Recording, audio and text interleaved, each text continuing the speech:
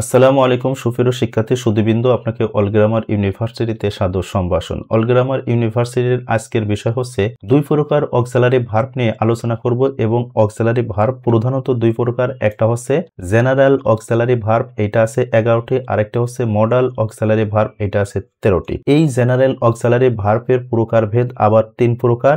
সেইটির প্রকারভেদ সহ বাংলা অর্থ, ইংরেজি সহ সেন্টেন্সে কিভাবে অর্থ প্রকাশ করে সেটা সুন্দরভাবে এই পাঠে দেখবেন।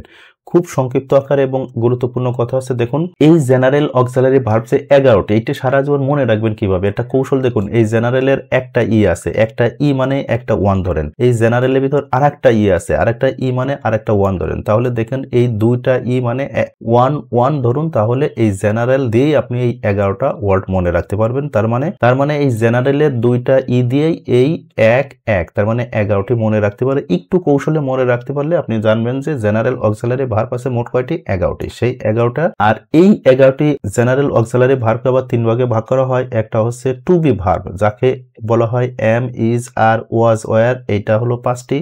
আরেক প্রকার হচ্ছে টু হ্যাভ ভার্ব, মানে এই হ্যাভ দ্বারা গঠিত ভার্ব হচ্ছে 3টি, হ্যাভ, হ্যাজ, হ্যাড, এইটা হলো 3টি। আরেকটা হচ্ছে টু ডু ভার্ব, মানে ডু দ্বারা গঠিত ভার্ব হলো 3টি, ডু, ডাজ, ডিড। তাহলে এই 3 3 6 আর 5 11, তাহলে এই 11টা হচ্ছে কি ভার্ব, এই জেনারেল অক্সিলারি ভার্ব। আশা করি এটা ক্লিয়ার। এবার প্রথমে আমরা দেখব টু বি ভার্ব। এখানে এই এম, ইজ, আর, ওয়াজ, আর, এই মোট 5টির ভিতরে এই এম, ইজ, আর, এই 3টা সবসময় প্রেজেন্টের অর্থ বোঝায়, এবং এই এম মানে হই, ইজ মানে হয়, এবং আর মানে হয়।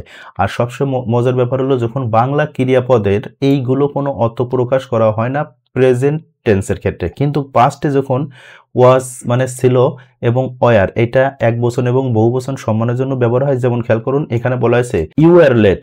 তাহলে দেখুন এখানে এই ইউ বলতে তুমিকেও বোঝাচ্ছে এবং আপনিকে বোঝাচ্ছে, একজনকে বোঝাচ্ছে। আবার দেরি করেছিলেন, তাহলে আবার ইউ দ্বারা তুমি বা তোমরাও বোঝায়, তোমরা দেরি করেছিলে। তার মানে এখানে সম্মান অর্থে ব্যবহার করা হয়েছে, এই জন্য সিঙ্গুলার হয়েছে। আবার প্লুরাল অর্থ ব্যবহার করে ওয়ারও ব্যবহার করা যায়।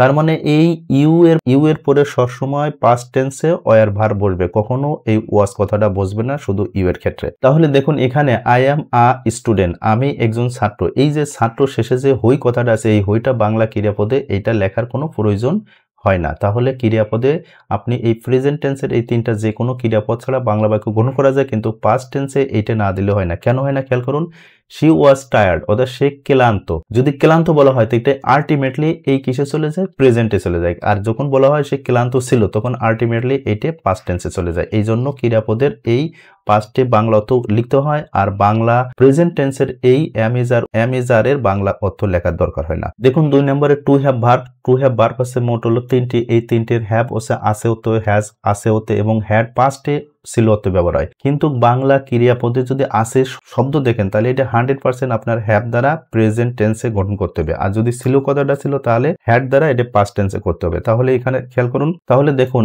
আই হ্যাভ আ বুক, আমার একটি বই আছে। এই যে আছে কথাটা থাকার কারণে প্রেজেন্টে হ্যাভ দিতে হবে।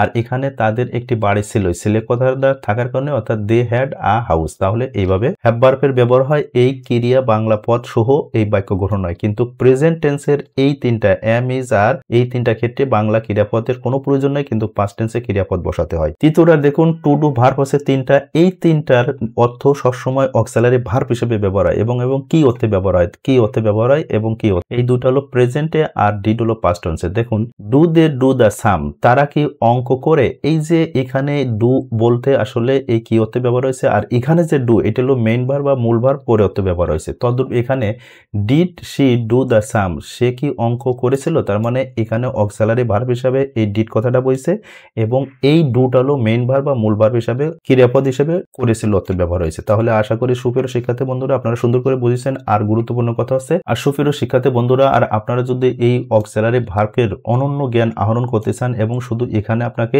11টি দেখানো হয়েছে, এবং আপনি যদি টোটাল 40টা অক্সিলারি ভার্ব এবং নিজের মতো নিজে অক্সিলারি ভার্ব তৈরি করার একটা পদ্ধতি শিখবেন, তাহলে আপনারা আমাদের এই অল গ্রামার ইউনিভার্সিটি এর ভিডিও দেওয়া আছে, অল অক্সিলারি ভার্বের প্লেলিস্ট অনুসারে বা ভিডিও দিয়েছে।